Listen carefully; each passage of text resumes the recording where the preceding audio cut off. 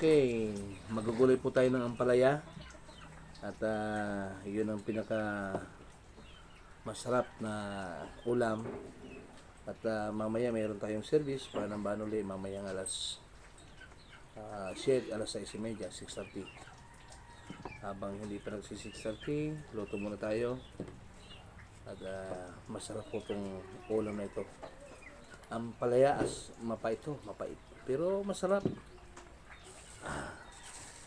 Ulam tayo ng ampalaya. Shoutout po siya hindi kumakain ng ampalaya. Iyan po ang napaka-vitamina sa kuwan ito.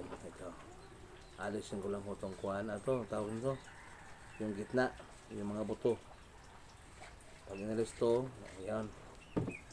Mabilis lang itong gayatin eh.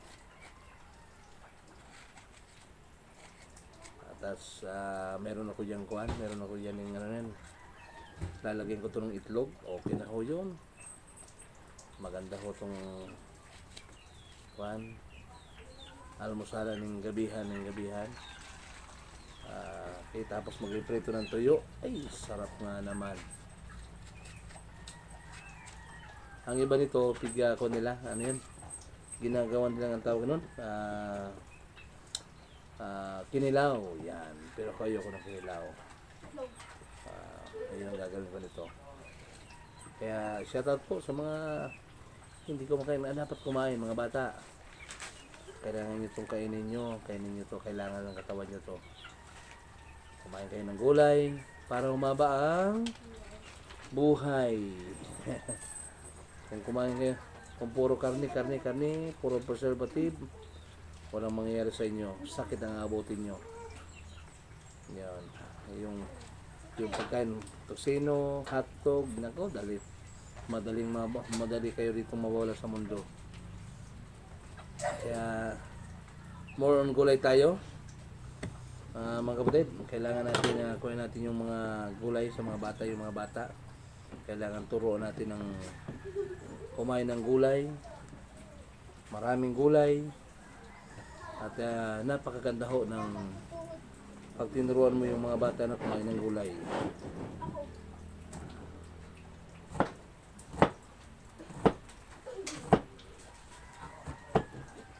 Yan ang dapat gawin.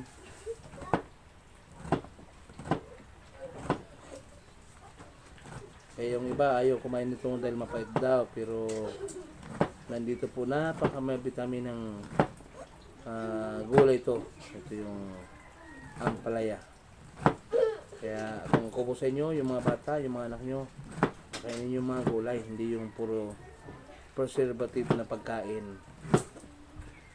Kaya kuwan ko lang sa inyo, pinaka nutritionist yung malunggay, ampalaya, talbos kamote.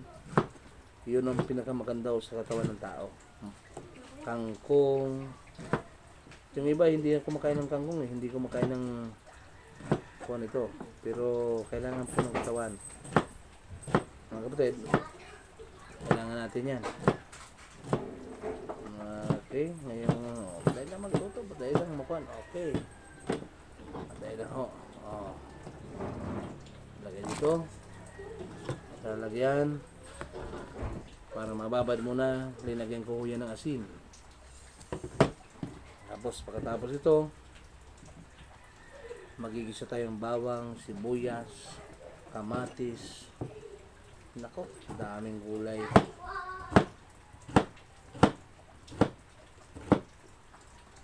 Masarap po na maraming gulay.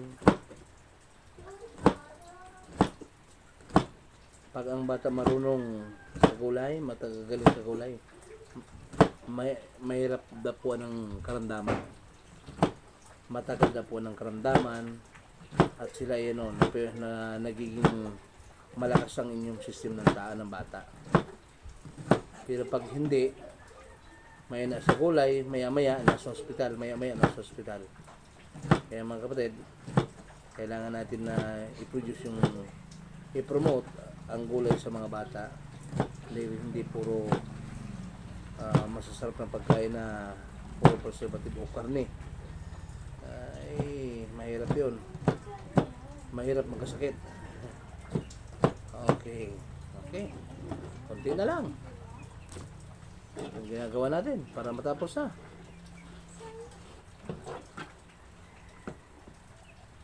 Okay. Sibuyas tayo. Sibuyas.